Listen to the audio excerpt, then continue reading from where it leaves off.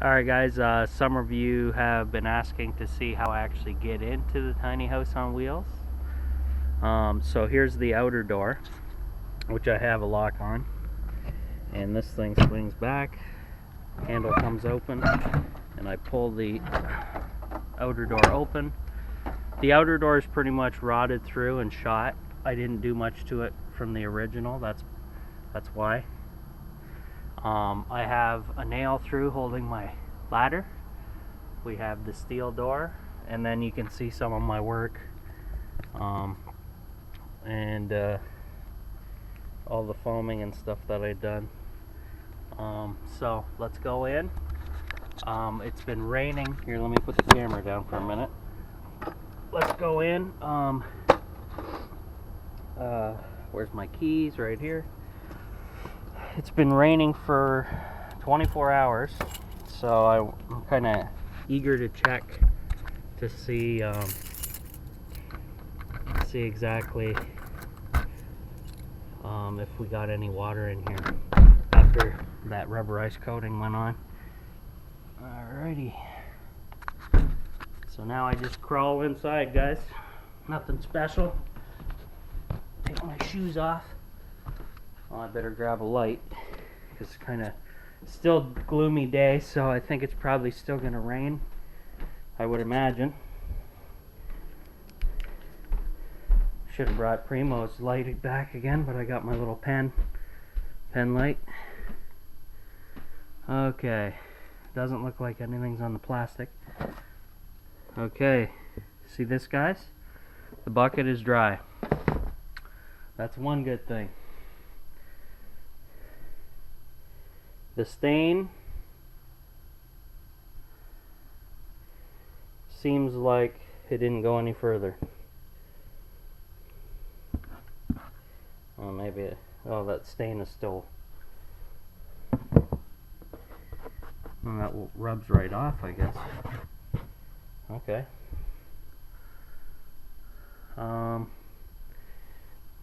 The other stain on this side is still there, like usual. I got my I'm in socks now, guys, by the way, so I can feel around with my feet for any wet spots that I can't see, which is a good thing, I guess. So far so good. Let's climb up. Ow. Ooh. Okay, completely dry.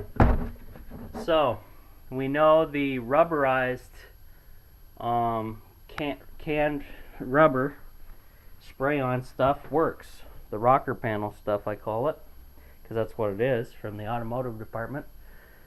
So I believe the tiny house is watertight again.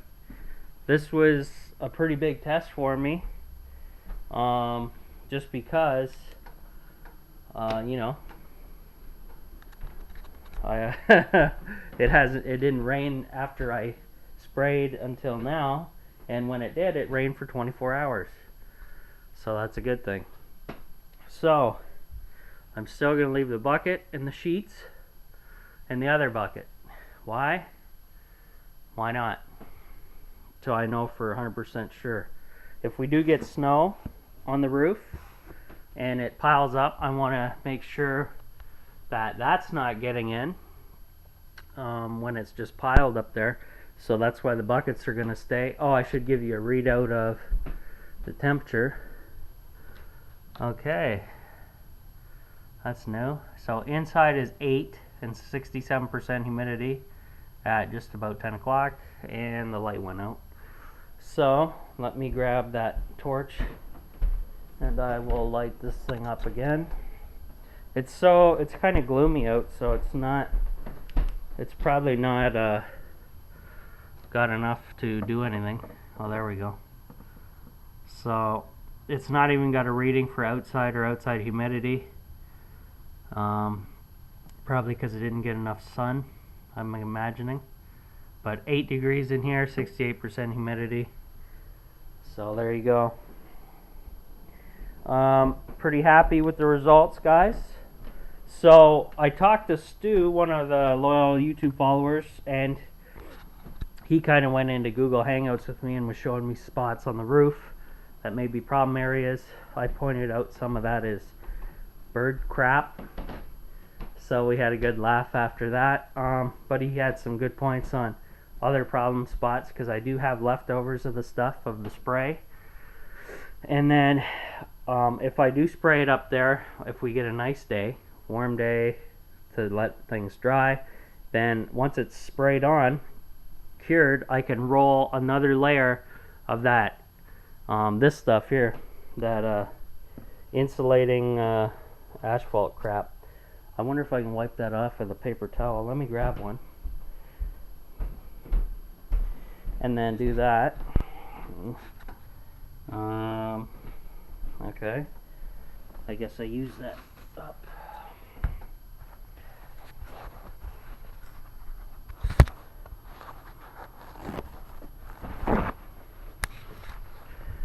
Okay, so let me put the camera here.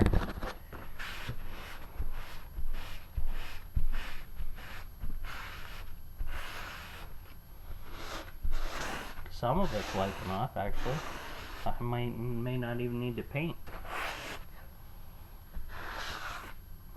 That's good. I should do the other one too.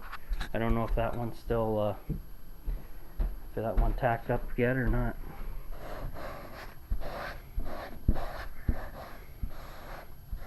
Oh wow, okay. I can almost wipe it right off.